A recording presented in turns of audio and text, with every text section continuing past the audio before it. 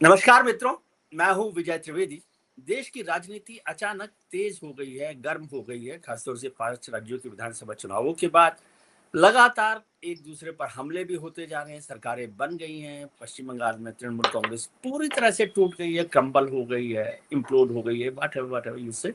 और उसके साथ-साथ अब भारतीय जनता पार्टी और कांग्रेस ने अपने-अपने राज्यसभा कैंडिडेट्स के नाम भी ऐलान कर दिए। उसमें एक बड़ा नाम है पवन खेरा साहब का। जो फाइनली उनकी तपस्या में जो कमी हो रही थी वो शायद पूरी हो गई है और अब उन्हें राज्यसभा भेजा जा रहा है। हालांकि वो कर्नाटक से भेजा जा रहा है, वैसे वो राजस्थान में भी पार्टी के पास सीट थी, लेकिन वहां नीरज डांगी साहब को भेजने का तय किया। खैर वो तो चलता रहता है। राहुल गांधी जी बड़ी चर्चा में है। राहुल गांधी जी लगातार हमलावर रहते हैं प्रधानमंत्री पर, नरेंद्र मोदी जी पर। तो उनकी चर्चा पहले हो रही थी।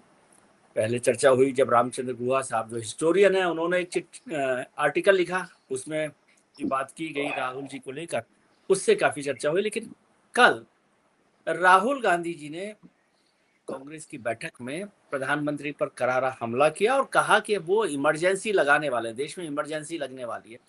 और उसके साथ साथ उन्होंने कहा जिस चुनाव आयोग पर वो लगातार हमला करते रहे थे कि इलेक्शन कमिश्नर सीईसी साहब उन्हें मैसेज करते रहे और पता नहीं कौन कौन बड़े अफसर उनको मैसेज कर रहे हैं, उससे भी राजनीति थोड़ी गर्मा गई है। तो हिंदुस्तान की राजनीति को बहुत बारीकी से, गंभीरता से, गहराई से समझने वाले हमारे मित्र आशुतोष जी हमारे साथ हैं। पत्रकारिता और राजनीति दोनों के वो भीष्म पितामह हो गए अब तो।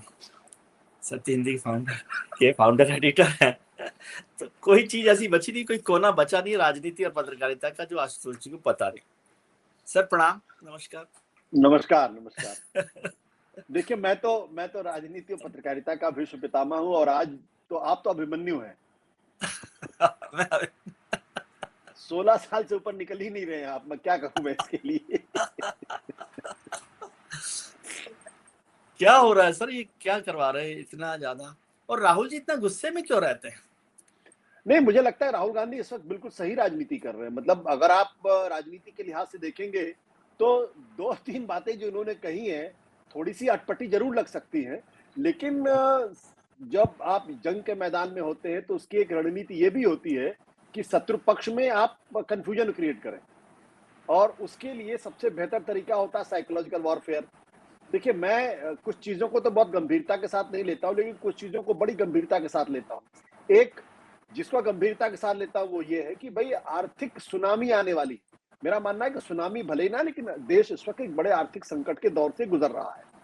और अगर आप सिर्फ 2 लोगों की बातों को माने जो दरअसल इस सरकार के साथ काम कर चुके हैं, एक तो पूर्व वित्त सचिव जिनका नाम है सुभाष चंद्र गर्ग, जिन्होंने डेक्कन हेरल्ड में एक बहुत शानदार लेख लिखा है, और दूसरे डॉक्टर सुरजीत भल्ला, जो प्रधानमंत्री नरेंद्र मोदी की इकोनॉमिक एडवाइजरी काउंसिल के मेंबर रह चुके हैं और उनको एग्जीक्यूटिव डायरेक्टर बना के आईएमएफ में भेजा गया था। डॉक्टर सुरजीत भल्ला क्या कह रहे हैं कि 2013 में हम फ्रजाइल 5 इकोनॉमी में थे, आज की तारीख में फ्रजाइल 2 में आ गए हैं। ये सुरजीत भल्ला कह रहे हैं, राहुल गांधी नहीं कह रहे इस बात को। और उसमें भी वो तुर्की का जिक्र करेंगे, तुर्की के साथ भारत वहां पे। दूसरी बात, सुभाष चंद्र गर्ग क्या कह रहे हैं कि तुर्की तो छोड़ दीजिए, हम we have moved from fragile 5 to vulnerable 1, यानी हम दुनिया में इस वक्त सबसे वल्नरेबल इकोनॉमी में पहुंच चुके हैं। इसका अर्थ क्या है? इसका अर्थ ये कि भारत एक बड़े आर्थिक संकट की तरफ लगातार बढ़ता जा रहा है। सुनामी आए ना सुनामी आए, ये तो राजनीति में कम्युनिकेट करने के लिए एक शब्द का इस्तेमाल किया जाता है जिसको लोग समझते हैं, ठीक है। लेकिन उससे बड़ी बात क्या है कि जब वो ये कहते हैं कि मुख्य चुनाव आयुक्त और तमाम बड़े बड़े लोग जो है वो नरेंद्र मोदी, अमित शाह और अजीत डोभाल के बारे में हमें जानकारियां देते हैं। अब मेरा तो मानना यह था कि जैसे ही राहुल गांधी का यह बयान आया, उसी वक्त मुख्य चुनाव आयुक्त को बाकायदा प्रेस स्टेटमेंट जारी करके कह देना चाहिए था कि भाई मैं ऐसी कोई जानकारी नहीं दे रहा हूं। लेकिन कम से कम 24 घंटे हो गए, अभी तक कोई जानकारी तो आई नहीं। कम से कम जब हम आप बात करें उस वक्त तो कोई जानकारी, कोई स्पष्टीकरण, कोई क्लैरिफिकेशन नहीं दिया गया।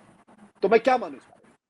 तो बेसिकली क्या है कि जो प्रधानमंत्री के अपने विश्वस्त लोग हैं, सरकार के बहुत करीबी लोग हैं, सरकार के शुभचिंतक माने जाते हैं, ऐसे लोगों के बारे में सत्ता पक्ष या सत्ता प्रतिष्ठान में एक अविश्वास पैदा करना, ये उनकी रणनीति का एक हिस्सा है और मुझे लगता है बिल्कुल जायज, इसमें कुछ भी गलत नहीं।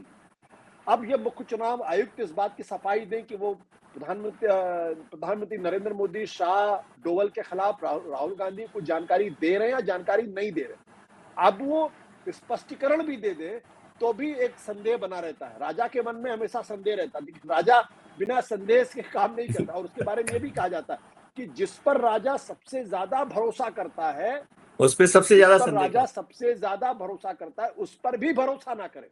ये तो महाभारत में शांति पर्व में, चूंकि आपने भीष्म पितामह का नाम लिया तो इसलिए मैं कहता हूं भीष्म पितामह ने शांति पर्व में युधिष्ठिर को ये ज्ञान दिया था। जब युधिष्ठिर युद्ध समाप्त होने के बाद, जब वो अत्यंत कंफ्यूजन की स्थिति में थे और वो ये कह तब रहे का थे कि भाई जब हमने अपने भाइयों भतीजों और पूरे परिवार का नाश कर दिया, अब मैं उस कुर्सी पर कैसे बैठूं जो खून से सनी हुई है। और तब सब लोग उनको समझाते हैं, माधव उनको समझा के भीष्म पितामह के पास ले जाते हैं, तब भीष्म पितामह उनको वो ज्ञान देते हैं जो करीब 400-500 पेज का अनुशासन पर्व और शांति पर्व तक चलता है। जान उसमें वो कहते हैं जिस पर आप सबसे ज्यादा भरोसा करते हैं उस पर भी भरोसा मत करिए। तो राजा यानी आज के जमाने के राजा यानी नरेंद्र मोदी, वो कैसे मुख्य चुनाव आयुक्त पर भरोसा कर ले। तो ये एक साइकोलॉजिकल वॉरफेयर है और ये साइकोलॉजिकल वॉरफेयर उचित है। नहीं, लेकिन अभी तो राहुल गांधी जी सीईसी साहब को, मुख्य चुनाव आयुक्त को कहते थे कि वो गड़बड़ कर रहे हैं, प्रधानमंत्री के साथ मिलकर कर रहे हैं, देश का नुकसान कर रहे हैं, और किसी बात का जवाब नहीं देते। और वो अचानक उनको इन्फॉर्म करने लगे, उनसे बात करने लगे। ये कुछ बात समझ नहीं आती। वैसे ऐसा मैंने देखा है कि ब्यूरोक्रेसी के जो ज्यादातर लोग होते हैं वो पॉलिटिकल लीडर्स के साथ एक कनेक्ट रखते हैं, लेकिन इसका क्या मायने है राहुल गांधी जी? मैं इस मायने को समझना चाहता हूँ। मुझे इसमें कोई बात नहीं है कि वो बात भी कर रहे होंगे तो कोई प्रधानमंत्री के खिलाफ बोल रहे होंगे, ऐसा तो कर नहीं सकते। ये करते होंगे, मुझे उसमें कोई इंटरेस्ट नहीं है। क्यों नहीं, हाँ, क्यों मुझे नहीं बोल उसमें सकते इंटरेस्ट नहीं है। नहीं, भाई? कर सकते होंगे। सीजर की पीठ पर अगर ब्रूटस छुरा घोंप सकता है, नहीं तो मतलब और राहुल आपने गांधी अब देखा। चुनाव आयुक्त पर भरोसा कर रहे हैं, ऐसा मानूं मैं? नहीं नहीं, मैं नहीं कह रहा हूं, मैं ये कह रहा हूं कि अगर आप इतिहास में जाएंगे तो एनटी रामाराव के नीचे से जमीन किसने खींची? शरद पवार के नीचे से जमीन किसने खींची? उसने खींची जिस पर सबसे ज्यादा भरोसा। इसलिए ज्यादा मैं कह रहा हूं कि ये साइकोलॉजिकल वॉरफेयर है, शत्रु के पक्ष में कंफ्यूजन क्रिएट करना, बस सीधी। इसका इससे ज्यादा इसका कोई ज्यादा अर्थ नहीं है। इससे ज्यादा कोई बात अब नहीं। ठीक है। हाँ, इससे ज्यादा कोई मायने नहीं है और इसमें ज्यादा बट परंतु हमें निकालने की कोशिश भी नहीं करनी चाहिए। अब दूसरी बात जो राहुल जी ने कहा, ऐसे शब्द को, ऐसे वाक्य का वो इस्तेमाल करते हैं जो उनके लिए भी भारी पड़ सकता है। इमरजेंसी, जून का महीना चल रहा है, ये 50 साल हो गए फिर से इमरजेंसी के, और इमरजेंसी को कांग्रेस से, इंदिरा गांधी जी से तो अलग नहीं किया जा सकता। तो राहुल जी ऐसे वक्त में इमरजेंसी और प्रधानमंत्री को क्यों जोड़कर देख रहे हैं? क्यों वो इस शब्द का इस्तेमाल करते हैं? क्या ये पॉलिटिकली करेक्ट है? 100% करेक्ट है।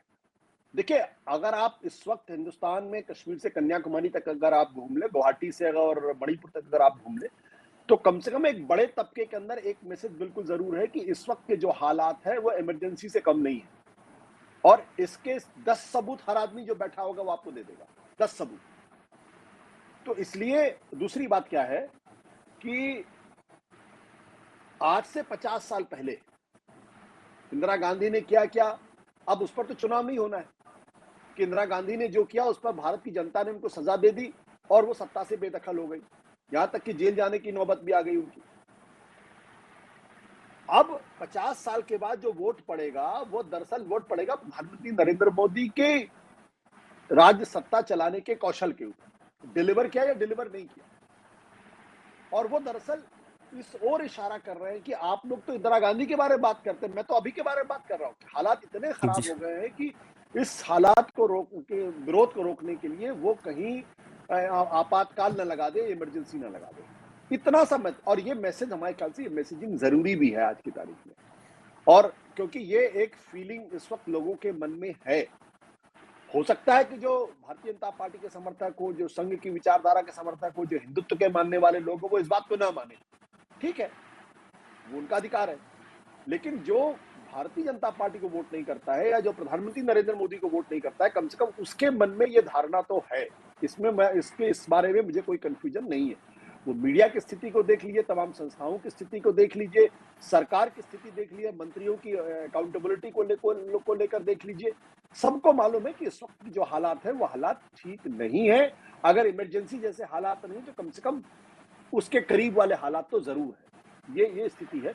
और इसमें मेरा मेरा स्पष्ट तौर पर मानना है, आप इमरजेंसी की चर्चा कर लीजिए, उस पे बड़ी-बड़ी चर्चा विमर्श हो सकती है, पोथी लिखी जा सकती है, रिसर्च पेपर बनाए जा सकते हैं, लेकिन इंदिरा गांधी की इमरजेंसी पर 2026 या 27, 28 या 29 में वोट नहीं पड़ने वाले।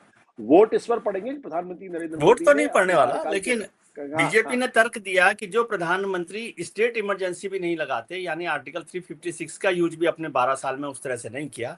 मैं रिकॉर्ड देख रहा था, मैंने कहा कि जब बीजेपी वाले कह रहे हैं तो रिकॉर्ड भी देखना चाहिए। तो 135 बार आर्टिकल 356 का यूज हुआ देश में पिछले 70, 75, 80 साल में। उसमें 5 बार नरेंद्र मोदी सरकार ने इस्तेमाल किया है। सबसे पहले उनकी बात करते हैं। और सबसे ज्यादा बार 48 बार इंदिरा गांधी ने किया, और कांग्रेस की सरकारों ने 100 बार से ज्यादा बार प्रेसिडेंट रूल का या आर्टिकल 356 का यूज किया।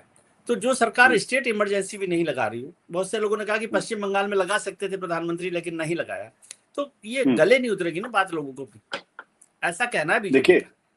देखिए बीजेपी क्या कह रही, बीजेपी इस वक्त बड़े कंफ्यूजन के दौर से गुजर रही है। धीरे धीरे मैं उसके अंदर डेस्परेशन भी देख रहा हूँ, और ऐसा लगता है जैसे कि वो इस बात को लेकर बड़ी चिंतित है कि ये जेनजी नाम का जो एक जानवर सामने आ गया है, इसको कैसे टैकल करें। और इसलिए वो बार बार कहते हैं कि राहुल गांधी केओस फैलाना चाहते हैं, देश के अंदर एनार्की फैलाना चाहते हैं। मेरा कहना है कि अगर देश के अंदर एक पावरफुल प्राइम मिनिस्टर है, सब कुछ सही है, तो राहुल गांधी क्या इतने ताकतवर है कि लोगों को जनता को सड़क पर ला देंगे? भाई जो जिनके बारे में बार बार कहा जाता है कि वो तो चुनाव दर चुनाव हार रहे हैं, तो जो चुनाव दर चुनाव हार रहे हैं इसका मतलब जनता से उनका कनेक्ट नहीं है। और अगर जनता से उनका कनेक्ट नहीं है तो फिर उनकी बातों से डरना क्या, उनकी बातों से परेशान क्या होना, ये सवाल है। लेकिन भारतीय जनता पार्टी को लेकर मैं एक बात स्पष्ट कर दूं, इस वक्त भारतीय जनता पार्टी के अंदर भी बेचैनी है, इसमें कोई दो राय नहीं। और खासतौर पर जिस तरीके से पेट्रोल डीजल के दाम बढ़े हैं, जिस तरीके से सीबीएसई और नीट का मामला सामने आया है, क्योंकि सीबीएसई नीट का मसला ऐसा मसला है जिसको कोई डिफेंड ही नहीं कर सकता। चलिए, आप पेट्रोल डीजल के दाम पे तो कह सकते हैं ईरान की वजह से ऐसा हो रहा, ईरान युद्ध की वजह से हो रहा, लेकिन आप सीबीएसई को कैसे डिफेंड करेंगे? आप और जो छात्र आत्महत्या कर रहे हैं उसको आप कैसे डिफेंड करेंगे? कैसे, किस तरीके, किस मुंह से आप डिफेंड कर सकते हैं? तो जो सवाल है, बड़ा सवाल इसी बात को लेकर यह है कि प्रधानमंत्री जी अगर इतने पावरफुल हैं तो फिर चीजें उनके हाथ से फिसलती हुई क्यों दिखाई पड़ रही? और मैं सिर्फ शिक्षा मंत्रालय का उदाहरण आपके सामने रखना चाहिए। पिछले 6 महीने के अंदर 4 बड़ी राष्ट्रीय विवाद शिक्षा मंत्रालय के तहत हुए। सबसे पहले एनसीईआरटी की किताब में आपने जुडिशरी के ऊपर हमला कर दिया, और उसके बाद सुप्रीम कोर्ट को मुख्य न्यायाधीश ने जिस तरीके से फटकार लगाई, मतलब वो भी अप्रत्याशित है। और मैंने कभी कम से कम किसी मुख्य न्यायाधीश को इतने गुस्से में नहीं देखा, और इन एज मेनी वर्ड्स। दूसरी बात, यूजीसी का सवाल, आप गाइडलाइंस लेकर आ गए, या तो उस गाइडलाइन से आप सहमत होते या उस गाइडलाइन से सहमत नहीं होते। अगर आप उस गाइडलाइन से सहमत हो तो अपनी बातों पर अड़े रहना चाहिए। उसकी वजह से नॉर्थ इंडिया के अंदर एक अजब तरीके का ज्वालामुखी फैला, लोग सड़कों पर उतर आए। प्रधानमंत्री के जो अपने समर्थक लोग थे उनके अंदर नाराजगी दिखाई पड़ी, और वो सारे के सारे वो थे जिनको भारतीय जनता पार्टी अपना मानती है, यानी सवर्ण वर्ग के लोग थे। तीसरी, नीट का पेपर लीक हो गया, और उसके बाद अब सीबीएसई का पेपर ओएसएम आ गया। तो 4 अंतरराष्ट्रीय मतलब राष्ट्रीय विवाद शिक्षा मंत्री की तरफ से है। लेकिन क्या हो रहा है, शिक्षा मंत्री जी ने सिर्फ खाली ट्रांसफर कर दिया। उनका ट्रांसफर कोई पोस्ट, कोई पनिशमेंट है? सरकार में ट्रांसफर को पनिशमेंट माने नहीं जाता। तो किसी की जिम्मेदारी आप फिक्स नहीं करते। शिक्षा मंत्री इनकॉम्पिटेंट, उसको आप हटाते नहीं। वित्तीय स्थिति आपकी जबरदस्त तरीके से गड़बड़ होती जा रही है, आप वित्त मंत्रालय की कोई जिम्मेदारी तय नहीं करते। आपका विदेश मंत्रालय जो पूरी तरीके से इनकॉम्पिटेंट साबित हो गया, आप अंतरराष्ट्रीय मंच पर अपने आप को अलग थलग पाते हैं, वो अपने पद पर बने हुए हैं। तो ना तो वित्त मंत्री की कोई जिम्मेदारी है, ना तो विदेश मंत्री की कोई जिम्मेदारी है, ना तो शिक्षा मंत्री की कोई जिम्मेदारी है। अगर कोई अकाउंटेबल गवर्नमेंट होती तो इन तीनों मंत्रियों का पत्ता आज से कई साल पहले साफ हो चुका होता। इनकी जगह नए मंत्री आते, नई ऊर्जा आती, नई सोच आती। ये जो सरकार की कोशिश है कि अपने आप को किसी तरीके से किसी चीज के लिए अकाउंटेबल नहीं ठहराना। और राजनाथ सिंह ने एक बहुत ही गैर, जिसे कहते हैं ना कि लोकतंत्र विरोधी बयान दिया था, जब उन्होंने कहा था कि हमारी सरकार में तो इस्तीफे नहीं होते। तो आपकी सरकार में इस्तीफे नहीं देते, इसका मतलब क्या है कि आपकी सरकार में जितने मंत्री हैं सब लोग परफेक्ट हैं, ईश्वर समान है, वो गलतियां करते ही नहीं।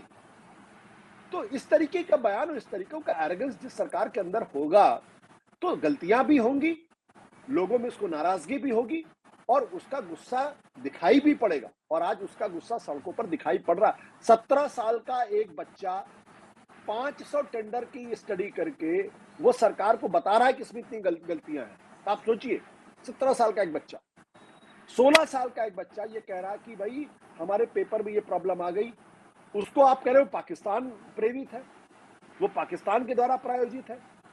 आप इतने इंसेंसिटिव हो गए। और भारतीय जनता पार्टी के तमाम लोग कहते हैं हमारी सरकार तो बड़ी सहनशील सरकार है। इस देश को सहनशील सरकार की जरूरत नहीं, इस देश को एफिशिएंट कॉम्पिटेंट सरकार की जरूरत है। लेकिन आप कह रहे हैं कि सरकारें बेचैनी है जी, आप कह रहे हैं बीजेपी में बेचैनी है। बीजेपी वाले तो बहुत बम बम है कि पश्चिम बंगाल में जो इतनी शानदार जीत उन्हें मिली है, असम में उनको जो जीत मिली है, और पुडुचेरी को भी वो मानते हैं, लेकिन खासतौर से पश्चिम बंगाल और असम की बड़ी जीत को वो लेकर अभी तो उनके डांस ही नहीं थम रहा, और आप बेचैन कह रहे हैं उनको।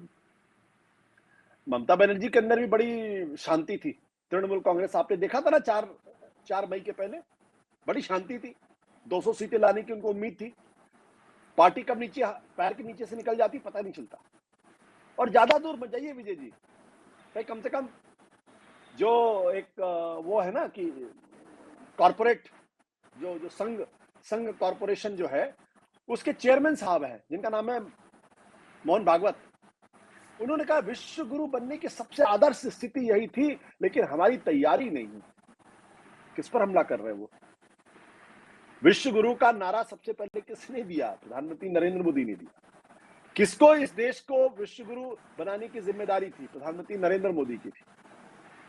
मोहन भागवत किस पर हमला कर रहे हैं? नरेंद्र मोदी पर हमला कर रहे हैं। और उनके साथ साथ जो भारत के एक बड़े बिजनेसमैन है वो भी कह रहे हैं कि भाई एआई का वक्त आ गया और हमारी तैयारी नहीं है। तो ये सारी चीजें रिफ्लेक्शन है। अब ये क्या शेप लेती है, क्या कंक्रिटाइज करती है, और सत्ता के गलियारों में इस वक्त एक बड़ी खुसफुसाहट चल रही है। कितनी सच्चाई मुझे नहीं मालूम, आप बेहतर जानते होंगे कि भाई 2027 में तो प्रधानमंत्री नरेंद्र मोदी को हटा के राष्ट्रपति बना दिया जाएगा, उनकी जगह कोई नया प्रधानमंत्री होगा। हालांकि इस खुसफुसाहट की जो का सोर्स है वो हमारे मित्र अरविंद केजरीवाल है, जिन्होंने 2024 के चुनाव के पहले ही खुसफुसाहट कर दी कि भाई इनको वोट मत देना, क्योंकि आप दोगे वोट इनको, प्रधानमंत्री कोई और बन जाएगा। तो जब इस तरीके की फुसफुसाहट होने लगे, जब लोगों के बीच में धीरे धीरे बेचैनी बढ़ने लगे, जब आपके सबसे करीबी सलाहकार आपसे नाराज होने लगे, जब आपको फ्रजाइल 5 से फ्रजाइल 2 और वल्नरेबल 1 में डाला जाने लगे, इसका मतलब ये कि संकट है। और अगर इस संकट का इस्तेमाल अगर विपक्ष के नेता कर रहे हैं तो उसमें गलत कुछ भी नहीं है। नहीं, लेकिन आप पता नहीं कहाँ देख रहे हैं सारी बातों को। प्रधानमंत्री जी और जो उनकी सरकार है और पार्टी है, वो तो अभी 240 को 300 पार करने में लगी हुई है। और आप देखिएगा कि बहुत सारे दल जो है भारतीय जनता पार्टी और एनडीए सरकार में शामिल हो जाएंगे, या जो भी साथ देंगे वो 350 पर पहुंचने वाले हैं, ऐसी उनकी तैयारी लग रही है। 350, 350 ऐसा दावा है, मुझे तैयारी का नहीं पता, लेकिन ऐसा दावा है। तो फिर कमजोर होगी सरकार, मजबूत होगी। अभी तो पश्चिम बंगाल में आपने देखा है किस तरह से टीएमसी क्रम्बल हुई है, इम्प्लोड हुई है। देखिए, ये मुगालता तो राजपक्षे परिवार को भी था श्रीलंका में, ये मुगालता तो शेख हसीना को भी बांग्लादेश में था, और दोनों की जड़ें बड़ी मजबूत थी, ऐसा कहा जाता है। और उनको ये कतई आशंका नहीं थी, संभावना या उम्मीद नहीं थी कि उनकी जड़ें बिल्कुल धीरे धीरे कट गई हैं। तो एक दिन अचानक पता चल गया कि उनकी जड़ें कहीं थी नहीं। तो हकीकत क्या है? हकीकत ये, जिस ओर डॉक्टर सुजीत भल्ला ने अपने लेख में बाकायदा इसका जिक्र किया है कि भाई चुनाव दर चुनाव आप चुनाव जीत रहे हैं, आपका इलेक्शन मैनेजमेंट बहुत अच्छा है, where is your economic management? तो ऐसा तो है नहीं ना कि आप चुनाव जीतते रहे और लोग आपको आशीर्वाद देते रहे। एक वक्त तो आएगा जब लोग कहेंगे यार हमारे, और मैं आपको कुछ, अगर आप कहेंगे तो इजाजत देंगे तो मैं आपको डेटा दे सकता हूं जी। इस वक्त हिंदुस्तान के अंदर स्थिति ऐसी पैदा हो गई है कि लोग कर्ज ज्यादा ले रहे हैं।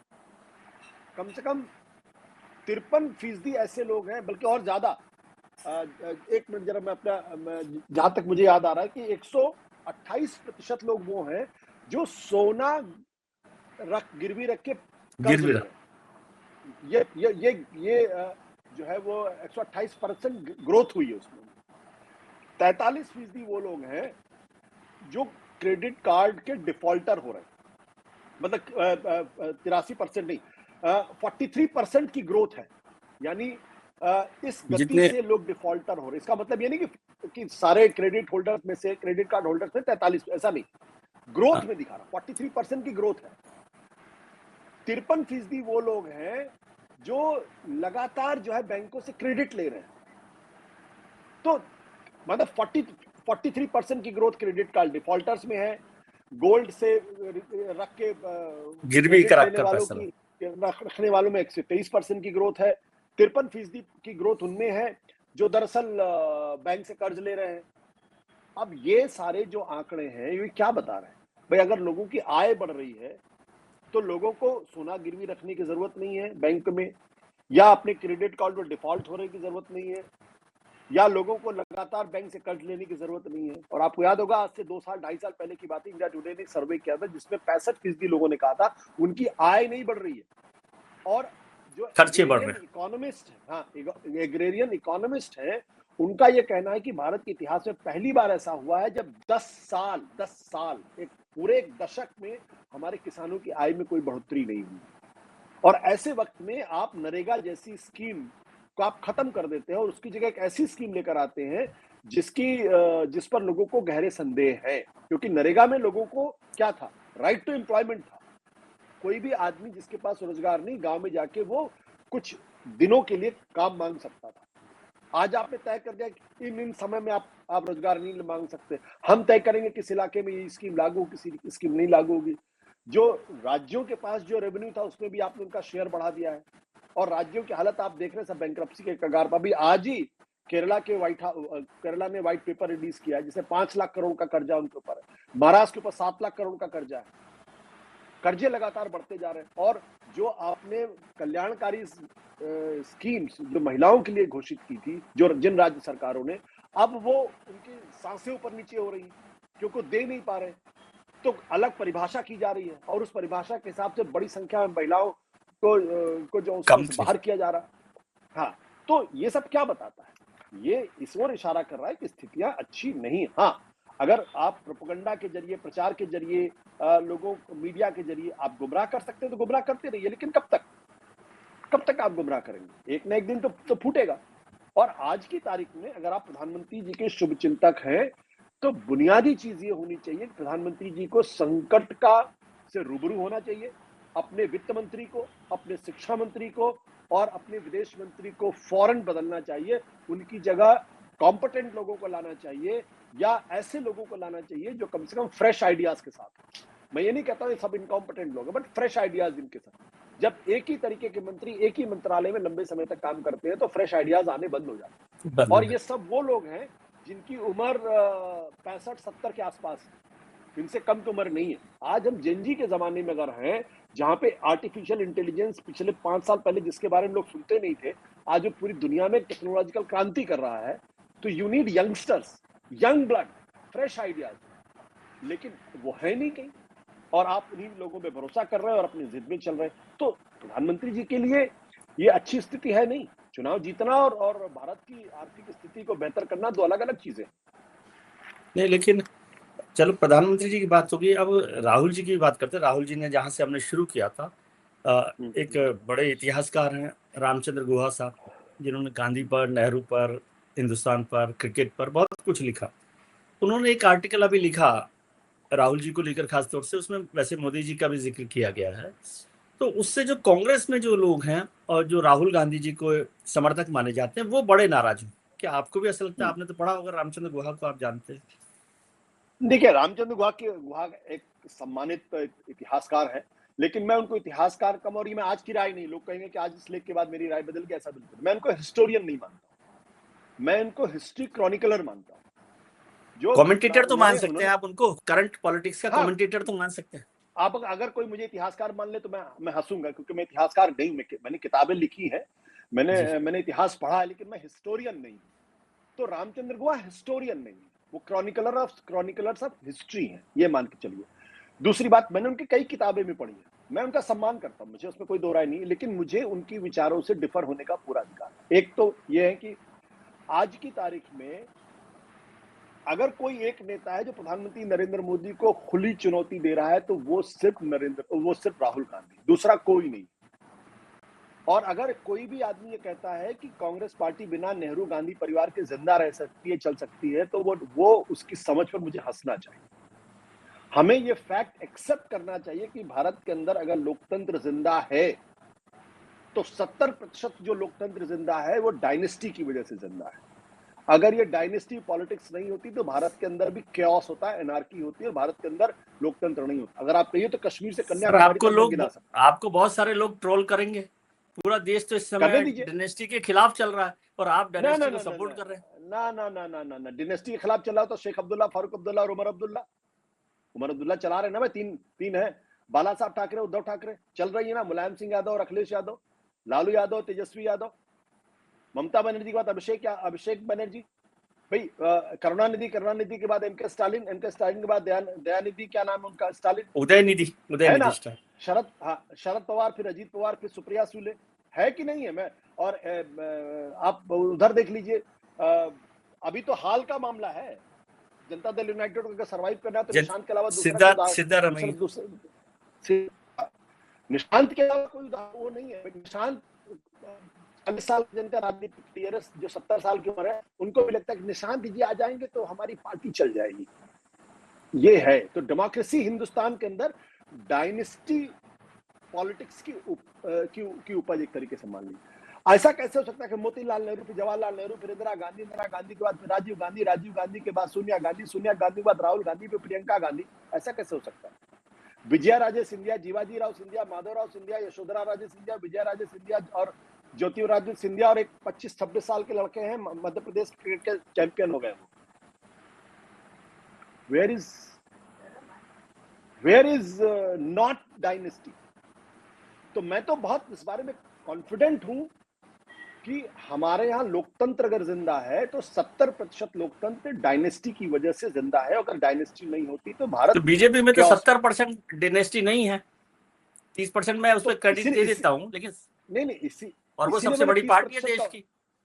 जब उसीलिए मैंने 30% का ग्रेस मार्क भी रखा है, क्योंकि बीजेपी वाकई में डायनेस्टिक पॉलिटिक्स नहीं करती, सीपीएम लेफ्ट वाकई में डायनेस्टी पॉलिटिक्स नहीं कर रही, अरविंद केजरीवाल अभी तक डायनेस्टी पॉलिटिक्स नहीं कर रहे।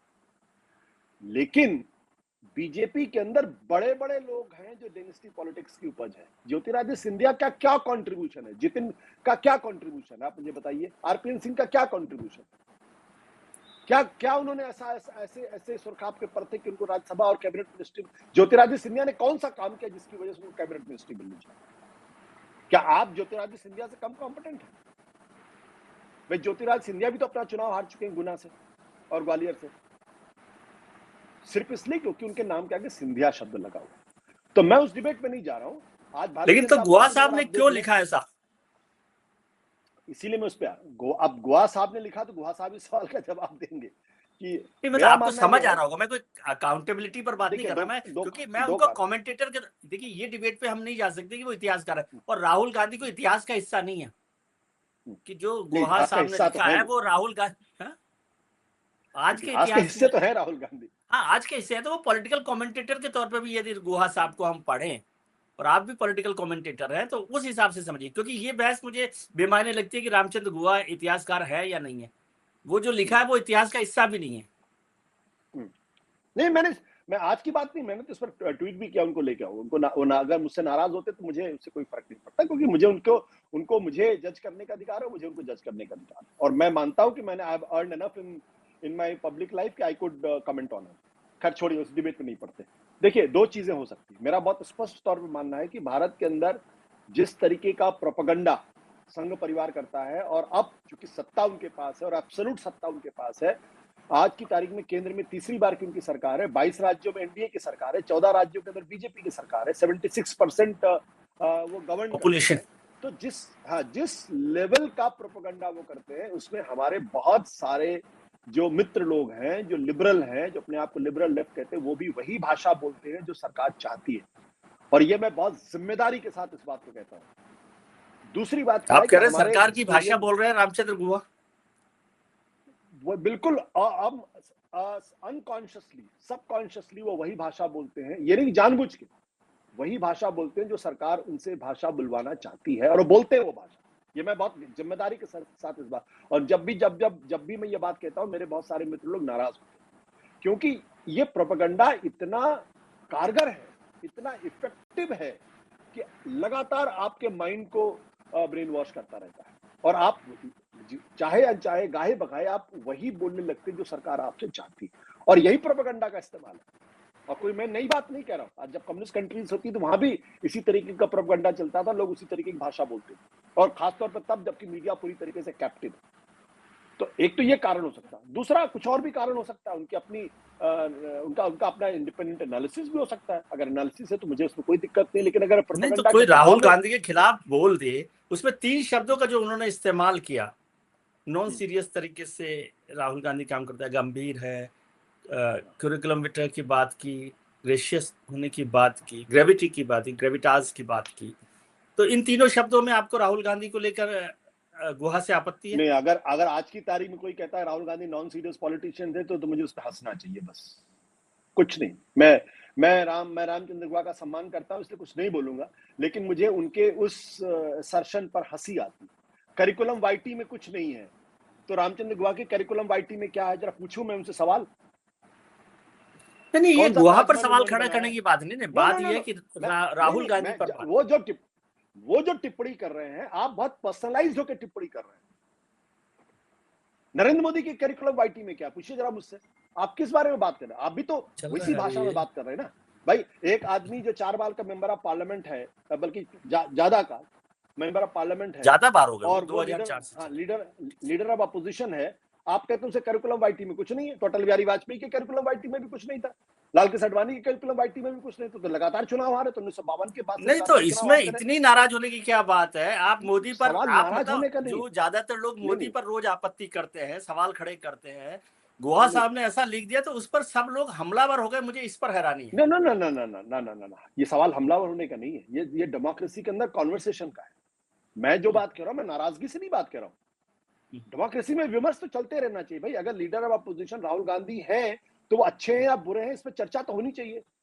जी, और अगर तो कोई यही आदमी, तो अगर उन्होंने कहा रामचंद्र है, गुहा यही तो उन्होंने कहा है। नहीं, मैं ये कह रहा हूँ रामचंद्र गुहा ने अगर कुछ लिखा है तो उस पर अगर प्रतिक्रिया हो रही है तो इस पर ना तो रामचंद्र गुहा को बुरा मानना चाहिए, ना राहुल गांधी को बुरा मानना चाहिए, सीधी सी बात है। और मैं अगर उस पर प्रतिक्रिया दे रहा हूं तो मैं गुस्से में प्रतिक्रिया नहीं दे रहा हूं, ये तो कॉन्वर्सेशन का हिस्सा है, ये तो डिबेट डिस्कशन का हिस्सा है भाई। प्रधानमंत्री नरेंद्र मोदी के बारे में 10 बातें होती है, तो जी, कोई ये कहे कि नहीं आप तो तो वही मैं कह रहा हूँ कि प्रधानमंत्री जी से नफरत प्रधानमंत्री करते मोदी हैं। पर भी तो 10 बातें सब लोग करते हैं, तो गुहा साहब ने राहुल हाँ, को बोल दिया। तो तो वो कुछ डिस्कशन मित्रों तो ने होगा ना। कहा कि भाई ये सब वो लोग हैं जो राहुल जी के उसमें रहते हैं, अब गुड बुक्स में, ये इसलिए तो वो राहुल जी पर इतना नाराज हो गए हैं कि गुहा साहब ने एक बात क्या कह दी कि सब लोग गुहा जी पर ही टूट पड़े। देखिए विजय जी, मैं तो नास्तिक आदमी हूँ, तो इसलिए मैं ये तो नहीं कह सकता हे भगवान इनको इन लोगों को सद्बुद्धि दे, हे ईश्वर इनको सद्बुद्धि। मैं तो ये भी नहीं कह सकता ओ माय गॉड। जब मैं बोलूंगा ओ माय गॉड तो मेरा नास्तिक होना और ओ माय गॉड दोनों अलग अलग चीजें हो जाएंगी ना। लेकिन तो मैं बिना तो ये भी उसके नहीं भी कह सकता हे सद्बुद्धि की ईश्वर बात मेरे कर को सकते हो आप। सद्बुद्धि दे। देखिए, मुझे सर्टिफिकेट की जरूरत नहीं और आपको भी सर्टिफिकेट की जरूरत नहीं। ईमानदारी की बात क्या, उन्होंने एक लेख लिखा, उस लेख पर प्रतिक्रिया हुई। ये प्रतिक्रिया भारत की डेमोक्रेटिक प्रोसेस का एक इंटीग्रल पार्ट है। कुछ लोग उनके खिलाफ बोलेंगे, कुछ लोग उनके पक्ष में बोलेंगे, चलने दीजिए इस डिबेट से राहुल गांधी का एक मूल्यांकन हो रहा है इतिहास के स्तर पे कि राहुल गांधी नॉन सीरियस है या नहीं नॉन सीरियस है, राहुल गांधी का करिकुलम वाइटी में कुछ है या नहीं है, राहुल गांधी इस देश को चला सकते हैं या नहीं चला सकते। ये डिबेट तो अच्छी डिबेट है ना। इस डिबेट में प्रॉब्लम क्या है कि हाँ, हिंदुस्तान के लीडर ऑफ अपोजिशन को लेकर एक डिबेट हो रही है, ये तो अच्छी बात नहीं है। ये अच्छी अभी बात तो है, मैं यही कह रामचंद्र रहा हूँ कि इसको डिबेट की तरह से क्यों नहीं ले रहे सब लोग। नहीं, डिबेट की तरह इसी तरीके से ही ले रहे हैं। बाकी लोग उसको जो लोग उस पर टिप्पणी कर रहे हैं वो दरअसल इस डिबेट को नहीं समझ रहे हैं। मैं ये तो नहीं कहूंगा विजय त्रिवेदी इस बात को नहीं समझ रहे, क्योंकि तो समझदार आदमी है। नहीं नहीं, मैं वो नहीं तो कह समझदार आदमी है, रहा, मैं लेकिन तो बहुत मैंने जो कहा ना, समझदार लोग हैं उसकी आखिरी पंक्ति का आदमी हूँ। नहीं नहीं नहीं नहीं, देखिए वो किसी ने तो, मुझे नहीं लगता किसी ने रामचंद्र गुहा को गाली दी, किसी ने गाली मैंने भी जो लेख लिखा, मैंने तो 2 लेख लिखे, एक जी, हिंदी में एक अंग्रेजी में, लेकिन एक शब्द उसमें कोई कह दे जो ऑफेंसिव हो। मैंने ये नहीं कहा मैं कि भाई आपको लेकर बात नहीं कर रहा, मैं नहीं बात नहीं मैं नहीं आपको लेकर कर रहा हूँ ना, रामचंद्र गुहा को लेकर कर रहा हूँ। मैं कह रहा हूँ कि इस बहाने राहुल गांधी पे जो चर्चा हो गई, उस चर्चा हाँ, को बेहतर तरीके से चलाया जाता बजाय इसके कि नहीं नहीं, मुझे गुहा लगता है उसका कि ये बहुत फोकस अच्छी, पॉइंट हो गए। नहीं नहीं नहीं नहीं, देखिए गुहा फोकस पॉइंट है या नहीं है, जो जिसने इस चर्चा को जन्म दिया है वो तो उस डिबेट के केंद्र में रहेगा ही रहेगा। देखिए आप उससे अलग मत होइए, वो उस डिबेट के केंद्र में रहेगा ही रहेगा, बिना उनके रेफरेंस के डिबेट हो भी नहीं सकती। मेरा कहना है ये जो डिबेट है ये भारत की लोकतांत्रिक संस्कृति और परंपरा के लिए बहुत अच्छा है कि लीडर ऑफ अपोजिशन का इवैल्यूएशन इस माध्यम से हो रहा है। कुछ लोग इस माध्यम से रामचंद्र गुहा के साथ खड़े होंगे, कुछ लोग रामचंद्र गुहा के खिलाफ खड़े होंगे, लेकिन ठीक है। खिलाफ का मतलब ये नहीं है कि वो रामचंद्र गुहा से नफरत करते हैं, ऐसा नहीं है।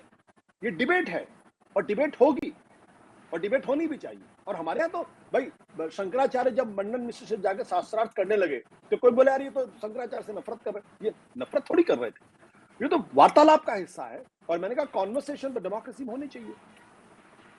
नहीं, लेकिन एक चीज आपने कहा कि ये सरकार का जो प्रोपेगेंडा है उसी का हिस्सा एक तरह से है, और गुहा साहब, क्या इस सवाल को मैं इतने गंभीर तरीके से देख सकता हूँ कि रामचंद्र गुहा सरकार के औरा में है, या सरकार के दबाव प्रभाव, या सरकार के साथ जाने में है? देखिए मुझे नहीं मालूम कि वो मोदी सरकार के दबाव में है या प्रभाव में, मतलब मुझे नहीं जितने मालूम। संभावित संभावनाएं हो सकती है उस पर मैंने पूछा आपसे। नहीं, देखिए मैं मुझे नहीं मालूम कि वो दबाव में है या प्रभाव में है, लेकिन मैं एक सोशियोलॉजिकल सोशियो साइकोलॉजिकल स्टडी लगातार करता रहता हूं और उसमें मैं इस निष्कर्ष पर पहुंचा हूं कि हमारे बहुत सारे साथी, इतिहासकार, इंटेलेक्चुअल, जर्नलिस्ट, इंडिपेंडेंट ऑब्जर्वर और एनालिस्ट जो बीजेपी को पसंद नहीं करते हैं या जो नरेंद्र मोदी को पसंद नहीं करते हैं, ये लोग भी गाहे बगाहे वही भाषा बोलते हैं जो सरकार चाहती है।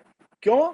क्योंकि जो प्रोपेगेंडा है वो इतना जबरदस्त है और इतना इतना कारगर है, इतना इफेक्टिव है कि आप चाहे अनचाहे गाहे बगाहे आप उस प्रोपेगेंडा के प्रिजनर बन जाते हैं और आप वो ही भाषा बोलने लगते हैं जो सरकार आपको चाहती। मैं सोशियो साइकोलॉजिकल फिनोमेना की बात कर रहा हूं। मैंने ये नहीं कहा कि रामचंद्र गुहा जो है प्रधानमंत्री नरेंद्र मोदी के चंपू हो गए, मैंने ये नहीं कहा। और मैं उनकी इंडिपेंडेंट इंटीग्रिटी पर कोई सवाल भी नहीं खड़े कर रहा हूं, ना करना चाहता हूं, क्योंकि मैं उनको जानता हूं कि वो इंडिपेंडेंट थिंकिंग वाले आदमी हैं। लेकिन ये एक फिनोमेना है जिस पर हिंदुस्तान के अंदर स्टडी नहीं हुई है और ये स्टडी होनी बहुत जरूरी है। मैं और भी तर्क आपको दे सकता हूं। इस देश के अंदर एक समय फैशन था जब कांग्रेस पार्टी का विरोध करना आपके इंटेलेक्चुअल होने का एक प्रमाण था, क्योंकि कांग्रेस इस देश के अंदर लंबे समय तक 50 साल से ज्यादा तक सत्ता में थी और उन दिनों कांग्रेस का विरोध करना एक फैशन था। तो बहुत सारे हमारे बीच के जो पत्रकार हैं वो उस परंपरा से निकले हैं या उस वातावरण से आगे बढ़े हैं, तो सबकॉन्शियसली वो भी आपके दिमाग को कंट्रोल करता है। और नहीं, लेकिन वो तो हमारे इसका दूसरा पक्ष ये भी है कि बहुत सारे लोग देश के जो इंटेलेक्ट हैं वो सिर्फ इसीलिए माने जाते हैं क्योंकि वो बीजेपी का विरोध करते रहे। ये तो ऐसा एक पक्ष है। देखिए अब बीजेपी अब सत्ता में है तो एक तबका वो भी खड़ा हो रहा है जो लगातार अपने आप को सत्ता विरोधी और इंडिपेंडेंट थिंकिंग वाला मानता है। उसमें आप भी हो सकते हैं, मैं भी हो सकता हूं, और हो सकता है कि आने वाले 20 साल तक जब तक हम लोग जीवित रहें तब तक हमारी वो मानसिकता बनी रहे, वो सत्ता के बाहर निकल जाए तो भी। ये तो एक सोशो साइकोलॉजिकल इकोसिस्टम फिनोमेना के तौर पर, आप प्रोसेस के तौर पर। बिल्कुल। एक सवाल सर गुहा साहब से आगे निकलते हैं। अभी 8 तारीख को ऐसा संभावना है कि इंडिया ब्लॉक की बैठक भी हो रही है और राहुल गांधी जी के केंद्र को ध्यान रखते हुए मैं आपसे समझना चाहता हूं कि क्या आप मानते हैं कि राहुल गांधी जी आज एक तो सही रास्ते है, मतलब सही रास्ता कोई बच्चों के हिसाब से नहीं, पॉलिटिकल जो रास्ता सामने दिख रहा है उसमें, और क्या अब इंडिया ब्लॉक राहुल गांधी के भरोसे चलना चाहिए? नहीं, केवल राहुल गांधी पर बात मैं कर रहा हूँ, बाकी कोई नहीं। नहीं, मैं इस प्रश्न पर जाता ही नहीं हूं कि राहुल गांधी के भरोसे चलना चाहिए। इतिहास की जो गति है, इतिहास की जो प्रक्रिया है वो ऑटोमेटिकली एक नेता पैदा कर देती है। और आज आप चर्निंग की बात कर रहे हैं। नहीं, मैं वही कर, पिछले 12 साल से इस देश के अंदर जो एक चर्निंग चल रही है अब वो क्रिटिकल पॉइंट तक पहुंचती हुई मुझे दिखाई पड़ रही है। भाई जो इंडिया गठबंधन को या विपक्ष को जो लीड करने वाली तमाम बड़े बड़े नेता थे, आज उनमें से आप देख लीजिएगा, नीतीश कुमार एक जमाने में माने जाते थे, वो तो नहीं दिखाई पड़ते कहीं। ममता बनर्जी मानी जाती थी, वो तो खेत रही। एमके स्टालिन वो अपना चुनाव हार गए हैं। अरविंद केजरीवाल जो बहुत ही ब्राइट फ्यूचर माना जाता था वो अपनी सरकार बचाने में लगे हुए पंजाब के अंदर। अखिलेश यादव ने कभी उस तरीके से क्लेम नहीं किया है, तो बचा कौन? एक आदमी जो हर मुद्दे पर सरकार को लगातार घेर रहा है, लोगों के बीच में जा रहा है, भारत यात्रा कर रहा है, एक-एक बार नहीं बल्कि 2-2 बार यात्रा कर रहा है, और जो जिसे कहते हैं ना लास्ट मैन स्टैंडिंग संसद के अंदर और संसद के बाहर हो तो राहुल गांधी ही है, दूसरा तो कोई है नहीं। अगर कोई दूसरा हो तो आप मुझे बता दीजिए। क्या ठीक। क्या हमारे मित्र कोई हैं?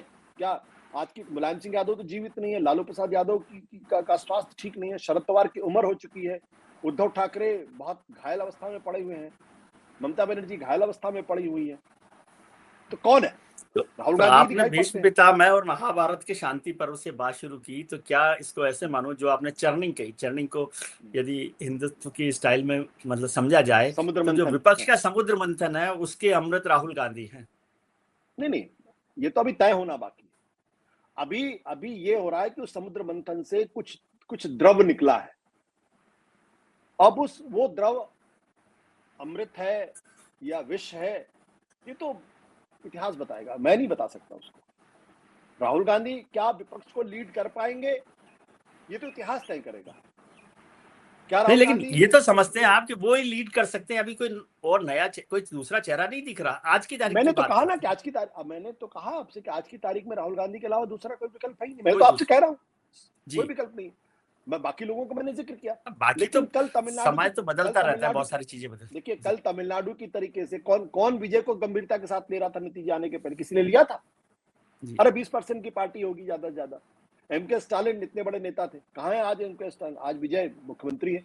तो इतिहास कब करवट ले ले क्या पता, लेकिन आज की जो ऑब्जेक्टिव रियलिटी है, उस ऑब्जेक्टिव रियलिटी में राहुल गांधी विपक्ष के निर्विवाद रूप से सबसे बड़े नेता हैं, और ये उनसे उम्मीद की जानी चाहिए कि 2029 की जो लड़ाई होगी उसको वो लीड करेंगे। लेकिन कल क्या होगा, ठीक है, तो आप कल जानते हैं ना, तो मैं जो होगा जानता उस पर चर्चा करें, कोई ऐसा नहीं। ठीक है, चलिए इस पर चर्चा करेंगे अभी 8 तारीख के बाद भी क्या होता है और देश में क्या चल रहा है। बहुत धन्यवाद आपका कि आप और जिस तरह विजय से जी साफ करते एक चीज मैं जोड़ना चाहूंगा इसमें। 8 हैं। तारीख जी की मीटिंग से कोई बहुत उम्मीद मत लगा कर रखिए। ये विवाह के पहले मुंह दिखाई कार्यक्रम है बस। अरे तो सीधी सी बात मैं बता, मुंह दिखाई से ही तो विवाद शुरू होता है। हाँ बट ये भी तो हो सकता है ना कि दोनों को पसंद ना आए। अगर आप सोचेंगे नहीं 8 तारीख को हाँ 8 तारीख को विपक्ष इकट्ठा हो गया है, अब तो देखिए सरकार चली जाएगी ना, देखिए, मैं ऐसा अब बिल्कुल नहीं है। हिंदुस्तानी परंपरा से के हिसाब से बोलता हूँ कि शुभ शुभ बोलिए। नहीं, मैं शुरू में बोल रहा हूँ, हमारे मुंह दिखाई को कोई गलत नहीं बोलते, मुंह दिखाई को नहीं लोग नहीं, अच्छा ही आप कह रहे बोलते हैं। पसंद ना आए, इसलिए मैंने कहा कि शुभ शुभ बोलिए, पसंद आ ही जाए। नहीं देखिए, परिस्थितियां बदल चुकी हैं, परिस्थितियां पूरी तरीके से बदली हैं। लोकसभा चुनाव के बाद जो माहौल था, आज उसमें जमीन आसमान का फर्क है। आज भारतीय जनता पार्टी ने एक बार फिर स्थापित किया है कि वो चुनाव दर चुनाव न केवल जीत रही बल्कि बंपर बहुमत से जीत रही। और वो तमाम लोग जो राहुल गांधी के नाम पर चिढ़ते थे, आज वो राहुल गांधी के नाम की कस्में खा रहे हैं। वो विपक्षी नेता जो राहुल गांधी को बिल्कुल पसंद नहीं करते थे, चाहे ममता बनर्जी हो, केजरीवाल हो, एमके स्टालिन हो, उद्धव ठाकरे हो, शरद पवार हो, ये सब आज किनारे पड़े हुए हैं। तो परिस्थितियां बदल गई हैं। अब इन परिस्थितियों को राहुल गांधी अपने हिसाब से इस्तेमाल कर पाते हैं या नहीं कर पाते, ये उनके राजनीतिक कौशल पर निर्भर करता है। लेकिन 8 तारीख की मीटिंग से अगर आप ये कहें कि कोई बड़ा चमत्कार हो जाएगा, कतई नहीं ऐसा चमत्कार नहीं होने वाला।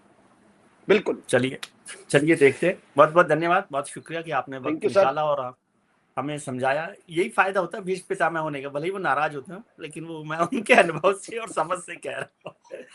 हम उम्मीद करते हैं कि आने वाला दिन आज से बेहतर हो। आप जो है ना वो मामा शकुनी की भूमिका में आते जाते